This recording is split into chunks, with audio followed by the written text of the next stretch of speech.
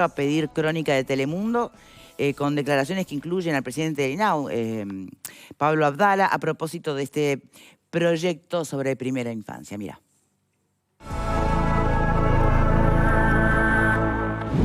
La diputada Frente Amplista tiene el visto bueno del directorio del Partido Nacional a favor del proyecto de ley. Una comisión de diputados ya aprobó el proyecto en general y el próximo jueves votará el articulado. La iniciativa de la diputada apunta a una coordinación estratégica de políticas destinadas a infancia y adolescencia, de manera de garantizar que lleguen a esa población de forma efectiva y eficiente. La diputada estimó que esta estrategia permitirá alcanzar de manera eficiente a hogares pobres donde viven niños y adolescentes. Autoridades del directorio manifestaron acuerdo con la iniciativa, que además consideraron de largo plazo. Creo que este instrumento que aporta es muy positivo en dos direcciones fundamentales. Primero, en cuanto a la optimización de los recursos, no en cuanto asignamos, que el país asigna mucho, lo han asignado todos los gobiernos y de manera acumulativa, nunca ha habido una regresión en cuanto a la asignación presupuestal, ni siquiera en los tiempos de crisis. Ahora, tenemos que optimizar lo que invertimos para llegar mejor, para mejorar la respuesta, y ese aspecto creo que este proyecto ayuda en esa dirección. Y el segundo aspecto es medir lo que invertimos. Si estamos invirtiendo bien, qué impacto tiene, porque no es solo enjuagar nuestras conciencias asignando recursos a los distintos programas de infancia, de adolescencia, de primera infancia, es también saber cuál es el retorno efectivo que esos esfuerzos tienen desde el punto de vista de la promoción de nuestros niños. La diputada Lustenberg también le presentó la iniciativa al presidente de la República días atrás. Y es un placer recibir a Cristina Lustenberg, diputada por el Frente Amplio, y que viene además liderando este proyecto. Y viene a todo ritmo y golpeando puertas, reuniéndose con las autoridades, con el oficialismo. Bueno, obviamente es un recorrido que ya pasó por los legisladores de su bancada, pero ¿qué receptividad ha venido encontrando? Muy buena según usted. Pero una cosa es la buena receptividad, en tanto hacemos referencia al principio. Estamos todos de acuerdo que la primera infancia es clave y crucial. O sea que hasta ahí, ¿quién le va a decir que no? Pero de ahí a activar un proceso parlamentario que pueda ponerle firma y ver la luz a un proyecto de ley en esta administración, ¿qué le parece? Sí, tú das con el contenido y con la tecla de las cosas, ¿no? Porque qué político, qué política, qué ciudadano dice que no está de acuerdo con las políticas de infancia, ¿no? Cuando hoy sabemos además que es donde está mayormente concentrada la pobreza. Entonces... El Uruguay, fíjense que tiene casi 157.000 niños viviendo por debajo de la línea de la pobreza. Tenemos 7.500 niños en los cuales el sistema educativo, salud, organizaciones de la sociedad civil, trabajadas dentro del marco del CIPIAB que coordina el INAU, donde se detectan situaciones de abuso y maltrato, Victoria, que el Estado repara casi solo un 10% de estas situaciones que se detectan. ¿Cuánta más hay sin detectarlas? Tenemos 30.000 niños viviendo en hogares de emergencia habitacional. Pero son cifras que nos interpelan. La pobreza estructural está concentrada casi desde el 2014 hasta acá, con variabilidades más o menos de algún año, un poquito más, un poco menos, pero miren, estoy hablando de una variabilidad de 150.000 niños aproximadamente. Tuvimos la pandemia, determinadas cosas, pero realmente el indicador está estacionado desde ahí. Y como tú decías, este proyecto de ley, que hemos tenido buena receptividad, nos hemos reunido con los líderes de todos los partidos políticos, con el presidente de la República. El lunes, tuvo repercusión la reunión con el directorio del Partido Nacional. Está desde noviembre del 2021, tiene un antecedente en la legislatura anterior que se archivó. Y nosotros ahora, esta segunda versión, que es la que estamos esperanzados de que avance con este acuerdo político, se votó en general en la Comisión de Diputados de Población y Desarrollo, y mañana se discutirían artículo por artículo para que pase al Pleno, y no nos olvidemos que después tiene una segunda discusión en la otra Cámara, que es la Cámara de Senadores. Bien. ¿Puedo hacer una pregunta antes de continuar? Le pregunto por cómo ha sido la receptividad de parte de las autoridades actuales, porque obviamente es un tema que debería ser política de Estado, ¿no? Y un camino que se emprende que no vaya variando administración a administración. Ahora, este es un gobierno que ha hecho especial hincapié en sus inversiones en primera infancia, en todo lo que tiene que ver con el niño y el adolescente, el MIDES, con apostar a la interdisciplinariedad, no sé cómo se diría en este caso, pero a articular distintos brazos del Estado para procurar que las inversiones, y aquí viene un tema de gestión, sean mucho más eficaces, ¿no? O por lo menos así está planteado. ¿Aún así entienden que es necesario más? Sí, mire, si hay algo que hoy el Uruguay tiene que interpelar, Victoria, tú te referías hoy a la intersectorialidad. Los gobiernos del Frente Amplio, las políticas de infancia comenzaron a tener un rango de política de Estado con la creación de los centros CAIFE en el año 1988, sí. ¿No? Después se fueron implementando diferentes políticas, la educación en 4 y 5, después el gobierno del Frente Amplio aumentó y se duplicó el gasto público social en infancia. Se implementaron determinadas medidas que tuvieron un impacto muy importante. No nos olvidemos que en el año 2004 el 63,7% de los niños estaba por debajo de la línea de la pobreza, el Sistema Nacional Integrado de Salud, la Estrategia Infancia-Adolescencia. Este gobierno, nosotros como bancada del Frente Amplio, apoyamos cada una de las medidas, el bono crianza, los 50 millones de dólares, que ahora en la rendición de cuentas vamos a desagregar cuánto se ejecutó, cómo impactó. Nosotros hemos conversado mucho con el presidente del INAU, nosotros tenemos una representación política por parte del Frente Amplio en ese directorio, particularmente de mi sector, con la licenciada Argencio. Hemos trabajado con el ministro de Desarrollo Social, pero lo que hay acuerdo es que hay que hacer algo diferente. Ah, bueno, diferente porque tenemos, ya está medido o evaluado lo que se viene haciendo. Lo que propone el proyecto de ley, y le digo, hubo un referente muy importante, y también con el presidente de la República lo evaluaron, cambia la gobernanza. Bueno. O sea, entonces ahí es cuando empezamos a tener problemas. ¿Qué quiere decir la gobernanza, la gobernanza en quiere este decir, tema? No crea una institucionalidad nueva, porque al contrario... No va a haber un nuevo ministerio. No hay un nuevo ministerio. Esto hace que cada uno haga lo que tenga que hacer en su lugar. Y les pongo un ejemplo para que la ciudadanía en este programa que tiene tanta cercanía con las personas que están escuchando. Hoy nosotros vemos, si uno tiene un familiar, un hijo, una hija con trastorno del espectro autista, un hijo con alguna alteración de salud mental, uno migra por diferentes instituciones, prestaciones que dan el Sistema Nacional Integrado de Salud, otras que vienen a través de las prestaciones AYEC del Banco de Previsión Social. Si el niño tiene alguna vinculación con INAU, tiene algunas prestaciones, y ahí empezamos a migrar dentro de diferentes fragmentaciones que tiene el Estado uruguayo. Esto es una mini reforma del Estado uruguayo desde las necesidades que tienen las familias con niños, niñas y adolescentes, donde el Estado tiene que ser más eficiente. No podemos demorar años en resolver situaciones. Cuando hoy hay como 30.000 oficios en el INAU, que son 30.000 casos para decidir con equipos, para ver qué decisiones tomar. No puede pasar que pasemos tiempo. Un niño que tiene como, hace poquito tomo conocimiento, un intento de autoeliminación con 8 años, no puede pasar 6, 8, 9 meses para un equipo de salud mental de su prestador le dé respuesta. Las mujeres que trabajamos y tenemos hijos y las familias saben que si no tenemos un centro de cuidados fuerte, que nosotros queremos tener un sistema nacional integrado fuerte, que podamos tener hoy los niños insertos en la educación más horas, por el desarrollo de los niños y también porque hay que tener que prever todas esas situaciones. Si hoy no tenemos respuestas de vivienda para resolver, no la dignidad y el acceso a la vivienda, que lo prevé ya hasta la Constitución, pero tenemos niños viviendo en severísimo riesgo. Entonces, lo bueno de hoy del acuerdo es que nos hemos dado cuenta de que de verdad el Estado uruguayo tiene que ser mucho más eficiente y tener un diseño diferente. Yo fui viceministra del Ministerio de Salud Pública, sé las cosas que hacemos y sé las cosas que no hacemos, porque hay que tener un abordaje diferente. Un niño que tiene una tartamudez, una dislalia, no puede pasar meses. Hoy el sistema para acceder a un licenciado en fonoaudiología, un niño que si se estimula... Pero eso es, ¿le compete estrictamente al Ministerio de Salud Pública? Bueno, por eso es lo que la ley lo que ordena es un gabinete que lo dirige el presidente de la República, porque le da máxima importancia a este tema.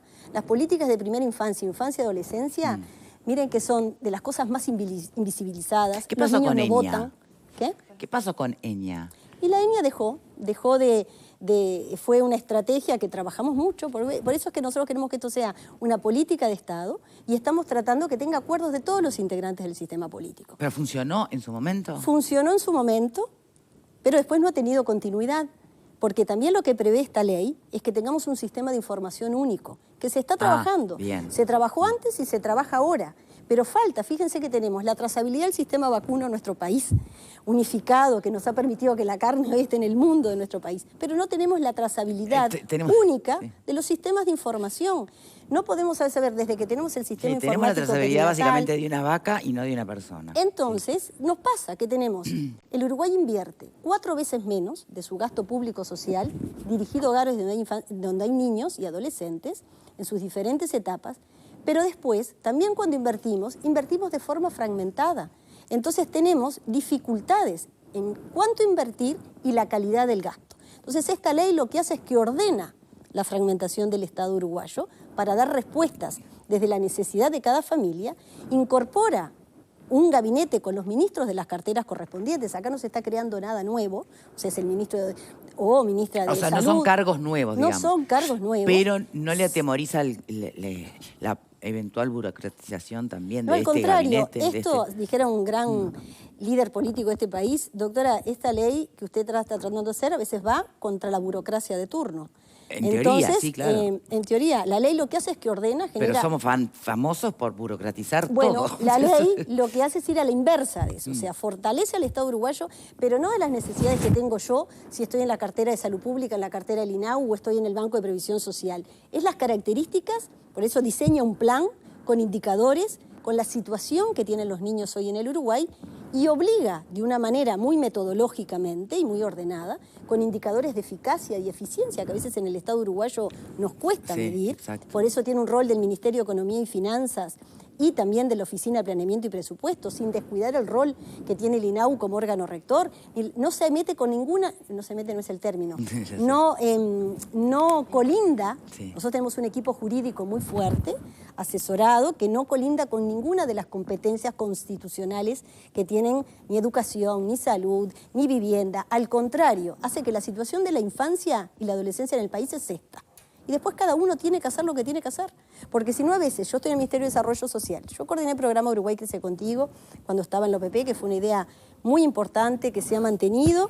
Pero si eso de verdad no está dotado de materialidad, que los equipos cuando van a abordar una familia, haya equipos de salud mental, equipos para trabajar con esas familias, no hay soluciones de vivienda, esa familia no tiene reinserción en el mundo del trabajo, que estamos diciendo que no hay mejor política social que la que se logra a través del trabajo, la educación, o sea, vamos teniendo dificultades. Las transferencias monetarias, que es otro mito que también está como muy instaurado y que el Uruguay también, vamos a tener que dar un salto cualitativo de unificar varias transferencias monetarias que tenemos dispersas en el Estado, pero las asignaciones familiares del Plan Equidad, la tarjeta Uruguay Social, el bono crianza que nosotros hemos apoyado, todas esas transferencias no llegan a cubrir 1/4 de la canasta básica que precisa un hogar en cuanto a lo mínimo para vivienda, vestimenta y educación.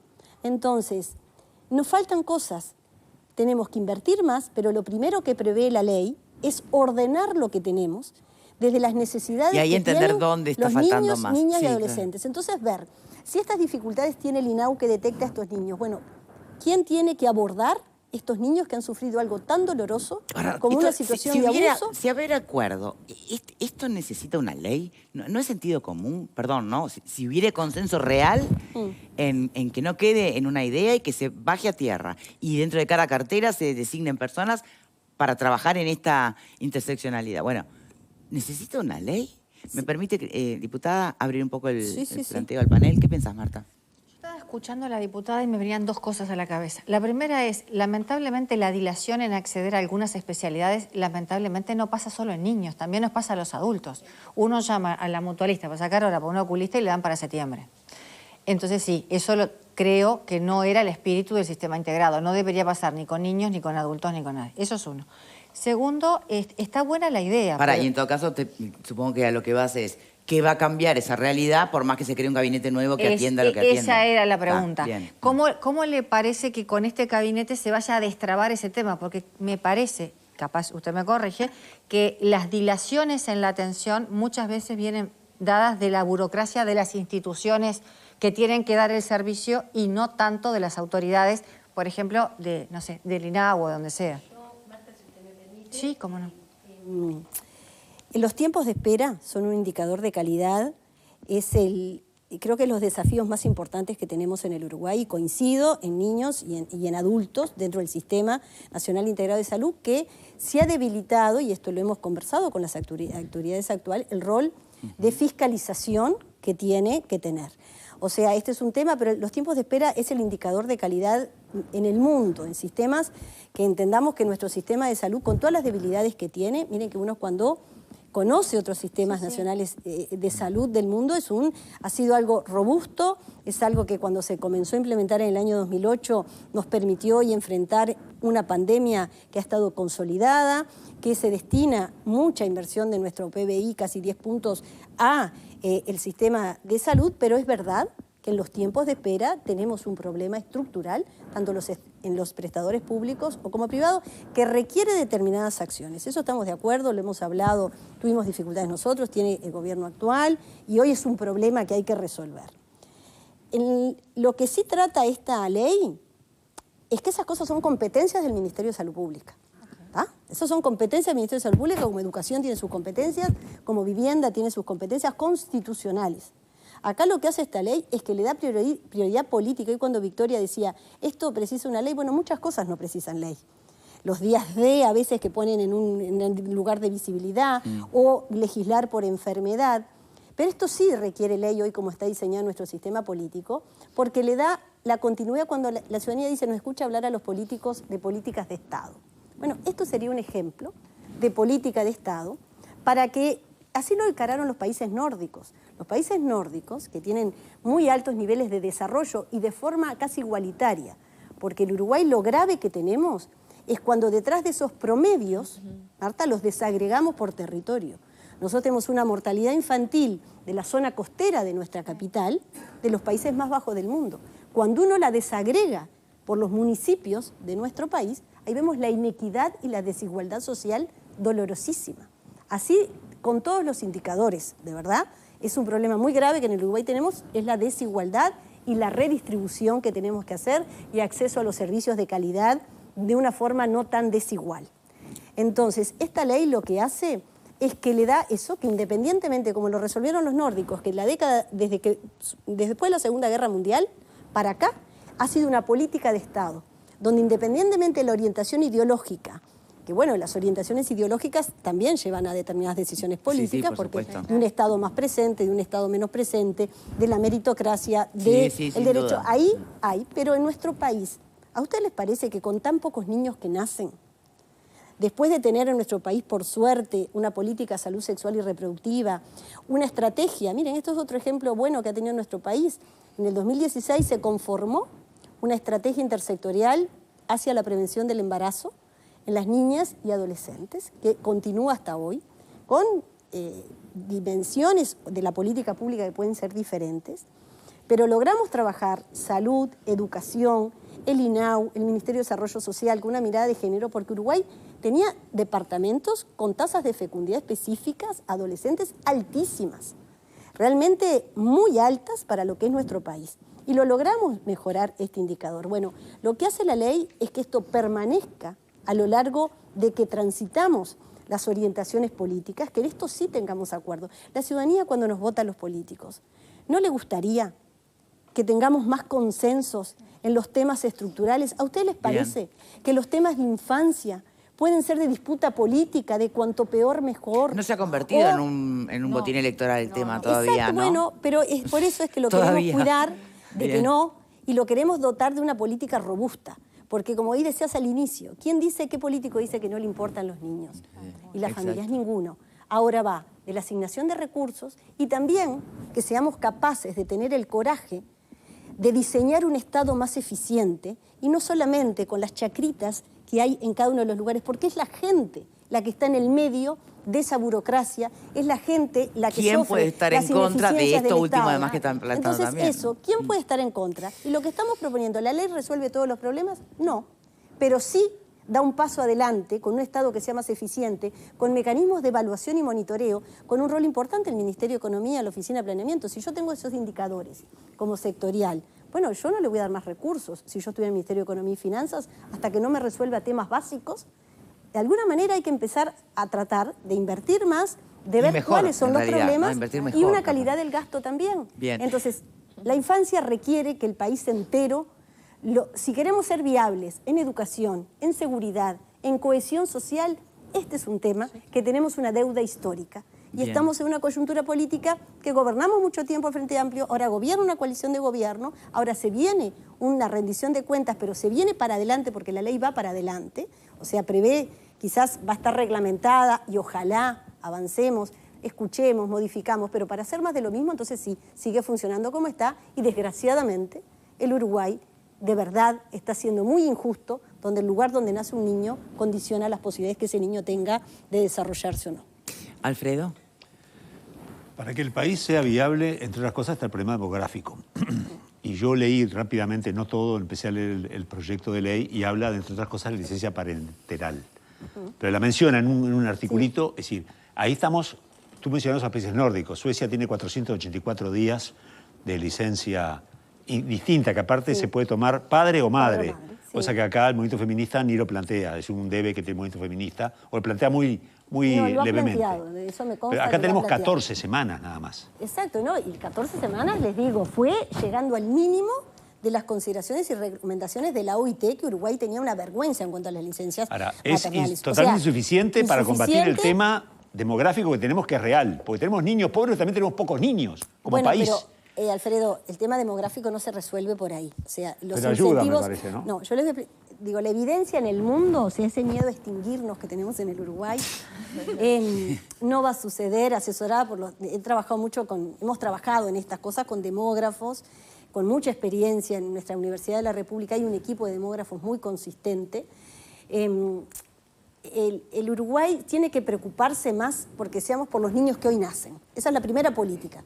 Las políticas pronatalistas de incentivo económico a la natalidad no han dado resultado mantenido en ningún lugar del mundo. Si después no hay políticas para sostener esos nacimientos. Sí, ahí va. Sí, eso que dice Victoria y con lo que va Alfredo. Sí, los países nórdicos han logrado que la gente tenga los hijos que quiera y pueda tener, y cuando los tiene un Estado robusto, con licencias parentales generosas y robustas, con centros de educación inicial y primaria. Hoy, si una mamá gana un sueldo mínimo en un supermercado y tiene un hijo, ¿cómo puede compatibilizar la crianza? Veo, ¿no? Sí, por supuesto. Me mira así, ¿no? Y claro, ¿cómo no va? Es como diciendo, está relatando un poco cosas vivenciales, ¿no?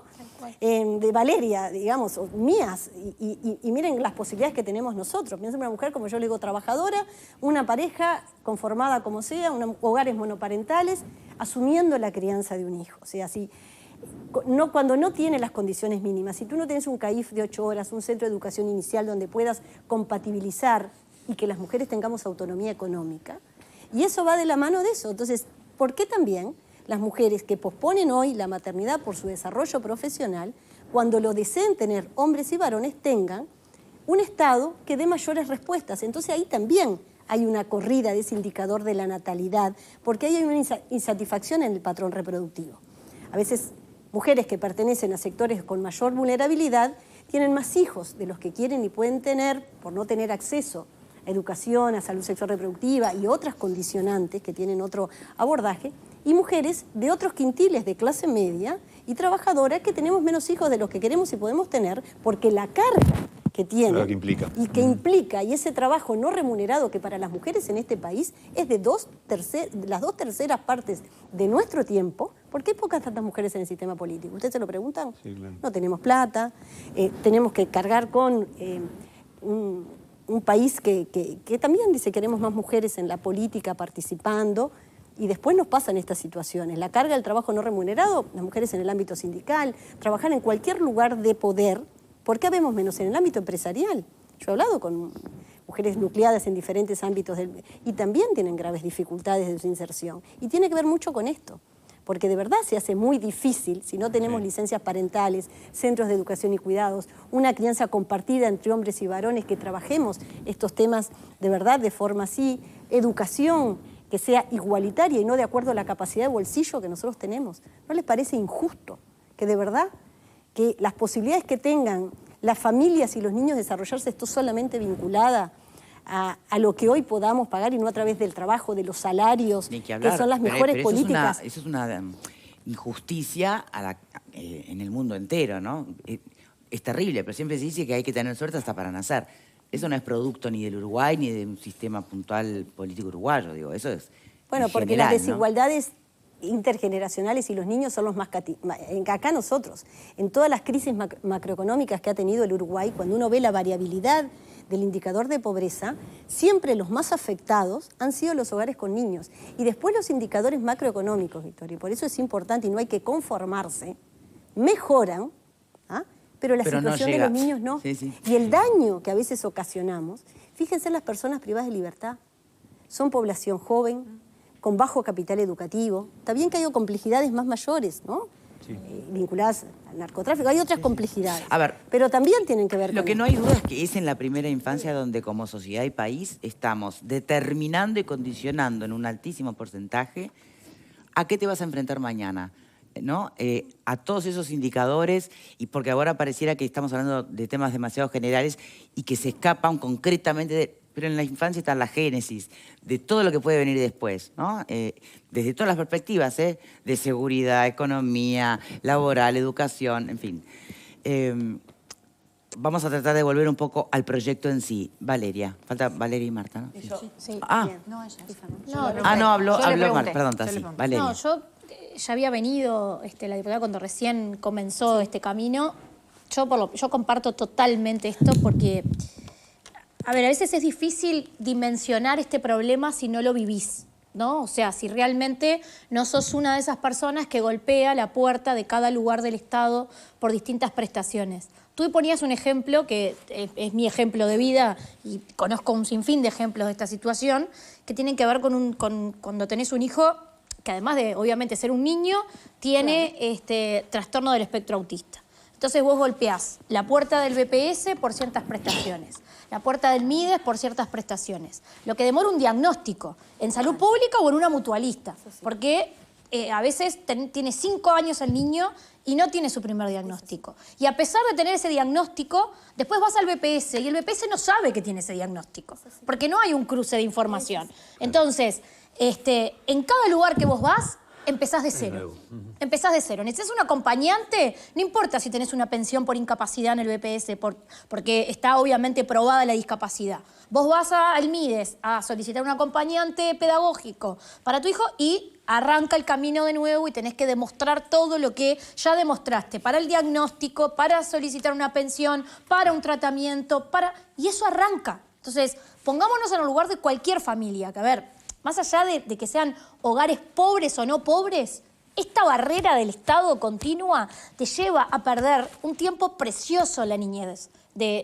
Si no tiene ninguna patología, ni que hablar, pero si la tiene, son años que son irrecuperables, porque los años de la primera infancia es donde vos tenés que invertir, y no hablo en lo económico, sino invertir mayor cantidad de tiempo en tratamientos. En todos los aspectos para poder llevar su potencialidad al máximo. Para mejorar su calidad de vida, como cuando vos decías cuando llega adulto, que pueda trabajar, ¿no? Que ahí también te enfrentás a llegar a INEFOP o al Ministerio de Trabajo para plantear alguna política de tutoría o lo que sea para que una persona con discapacidad trabaje, pero el Ministerio de Trabajo no tiene relevamiento de que esa persona tiene discapacidad.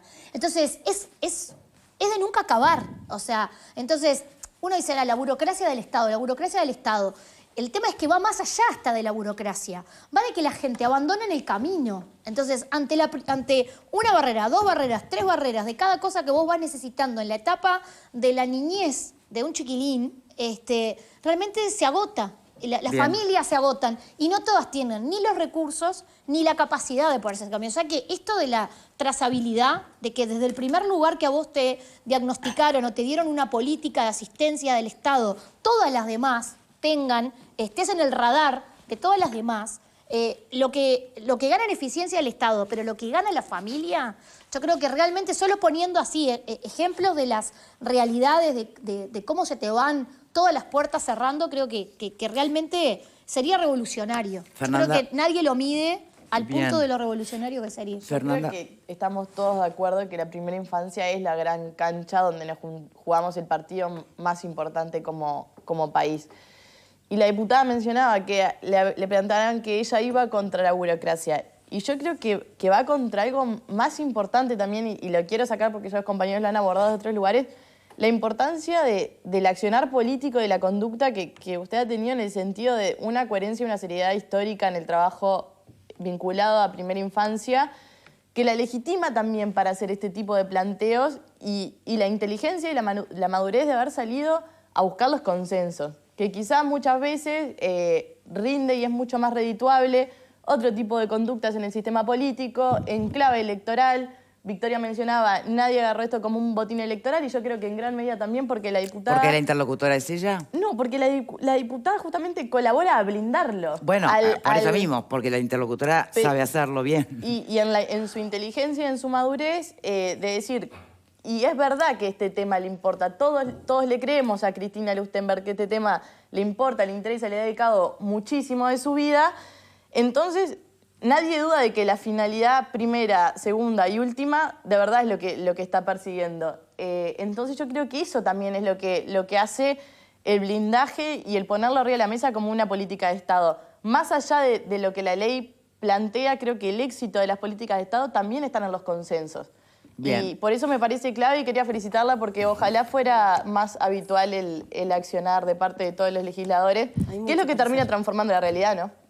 Bien, nos queda un minuto y yo sé que debe estar muy agradecida de la receptividad que hay a su planteo, pero debe estar esperando y queriendo, en el fondo, y por eso este tour también mediático, que se vote. Entonces, claro. Bueno, queda un minuto, diputada. Es así. No vamos recogiendo aplausos. Usted quiere acción. Yo quiero que se vote, sí. Que avance, que se reglamente y que la ley sirva para que después se diseñe una política pública que impacte verdaderamente en eso que ustedes han resumido como panel, que es cambiarle la vida a las familias y a los niños, niñas y adolescentes que tengan otras oportunidades. El Uruguay puede, es la mejor inversión que hoy estemos haciendo, es en esto, y requiere que de verdad estemos de acuerdo todos los integrantes del sistema político y esto no lo dejemos de un lado u otro. Es verdad que he aportado la mayor experiencia que tengo hace años, soy médica, pediatra, he conocido el funcionamiento del Estado. Hay muchas personas, hemos recogido el saber de muchas personas que tienen conocimiento vivenciales desde el punto de vista de organización de la sociedad civil, de cómo funciona el Poder Ejecutivo, y hoy tenemos un escenario que hoy gobierna una coalición, nosotros gobernamos y es hora de saber que en los temas de infancia no hemos logrado, de verdad, en lo estructural, dar un paso cualitativo como país. ¿No será que nos falta ponernos de acuerdo y tener más coraje para pensar desde las necesidades que tienen los niños y sus familias y no quizás de una forma, de un Estado que no llega o cuando llega, llega tarde? Ahí va, ya no el parche, sino la prevención, ¿no? Sí. Bueno, ojalá así sea. Ojalá. Diputada, muchísimas gracias por habernos acompañado. Gracias. Cristina Lustenberg, diputada del Frente Amplio, por un proyecto sobre niñez y adolescencia. Y mucho más por todo lo que se ha hablado en este bloque. Última pausa y ya venimos. Entre los